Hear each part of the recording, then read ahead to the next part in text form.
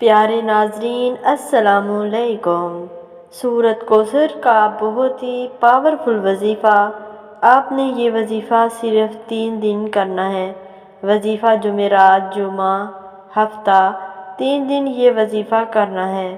انشاءاللہ یہ وظیفہ کرنے سے آپ کی ہر حاجت، آپ کی بڑی سے بڑی پریشانی ختم ہو جائے گی۔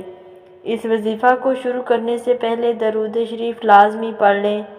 آپ نے وظیفہ کس طرح کرنا ہے؟ آپ نے سورۃ کوثر پڑھنی ہے۔ سورۃ کوثر قرآن پاک کی سب سے چھوٹی سورت ہے۔ یہ سورت قرآن پاک کے 30ویں پارے میں ہے۔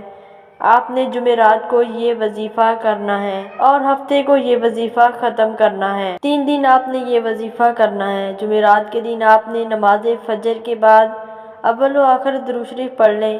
اس کے بعد آپ 133 دفعہ سورۃ کوثر کو پڑھ لیں۔ صبح نماز فجر پڑھ کر اس وظیفے کو کریں، پھر نماز عصر پڑھ کر اس وظیفے کو کریں۔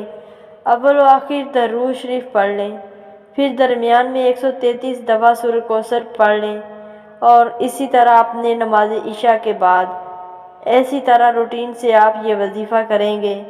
یہ چھوٹی سی سورت بے شمار برکتوں اور رحمتوں کا خزانہ ہے۔